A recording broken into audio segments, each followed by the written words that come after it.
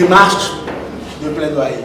Comment nous allons saisir l'autorité. Sur initiative de la coalition béninoise des organisations pour l'éducation pour tous, CBO-EPT, il s'est déroulé à Boycon du 26 au 27 novembre 2024 un atelier portant plaidoyer en faveur de la révision des grilles d'observation de classe et de visite d'école. Les attentions sont notamment focalisées sur les normes de l'école de qualité fondamentale numéro 5 et 10 respectivement relatives à la non-discrimination à l'école et à la gestion participative de l'école. Cette initiative s'inscrit dans le cadre des activités du partenariat local pour l'éducation PLE Bénin grâce au soutien financier de l'ONG Ordendad. Les participants sont des directeurs départementaux et chefs de circonscriptions scolaires provenant des zones d'intervention du projet, à savoir le Bogou, la Donga et le Mono. Des représentants de l'INFRE, de la direction de l'inspection et de l'innovation pédagogique DICP et d'autres cadres du MAMP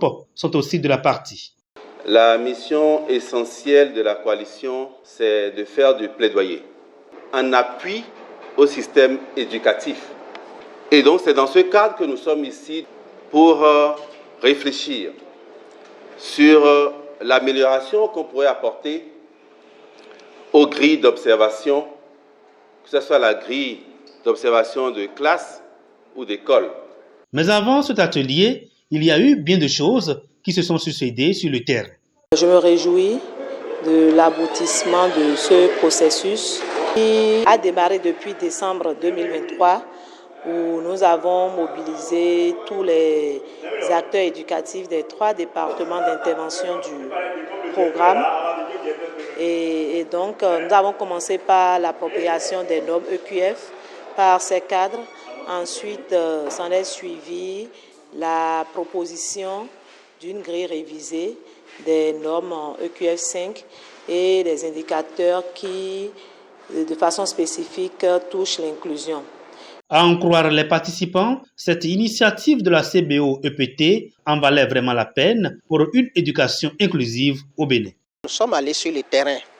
Alors, nous avons constaté que les enseignants que nous avons formés, il y en a qui sont dans des classes où il y a des enfants à besoins spécifiques. Il y en a qui sont dans des classes où il n'y en a pas.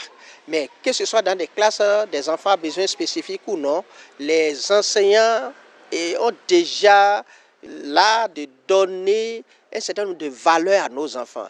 Valeurs de l'acceptation de l'autre, valeurs de tolérance. Je crois que c'est des valeurs qui sont dans le cadre de promouvoir et de la non-violence dans notre pays. Tous les chefs de section scolaire, donc de la Donga par exemple, ont fait vraiment des témoignages vraiment émouvants et pertinents qui montrent qu'effectivement cet atelier était vraiment bienvenu.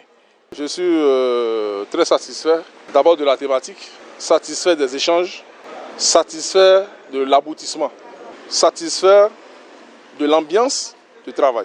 Au thème des travaux de cet atelier, la documentation nécessaire sera constituée et transmise au ministre des Enseignements maternels et primaires. La suite du processus, c'est de pouvoir remettre en ordre toute la documentation qui a été exploitée au cours de l'atelier, à savoir le rapport de l'atelier, les argumentaires de plaidoyer qui ont été fournis et qui motivent les modifications que nous avons apportées aux différentes grilles d'inspection.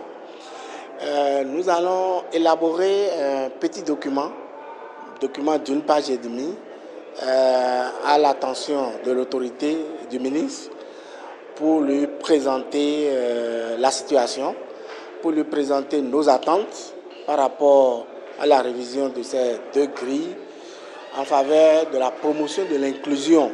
Avant que cette procédure n'aboutisse, une voix pas des moindres du MAMP reconnaît la qualité et la pertinence du travail abattu. Le constituant béninois a légiféré en indiquant que l'enseignement primaire est obligatoire. Au même moment, le constituant béninois a également consacré le principe de non-discrimination, toujours dans cette Constitution. Chers collègues ici présents, vous avez joué votre partition pleinement. Vous avez montré que vos enfants ne viendront pas demain déterrer vos cadavres dans les tombes pour vous demander des comptes. Il est à retenir que 6 organisations se sont constituées en consortium pour la mise en œuvre de ce projet Partenariat local pour l'éducation au Bénin. Il s'agit de l'UPAO, CIPCRE, CBO-EPT, BIPDOS, INFRE et DEDRAS.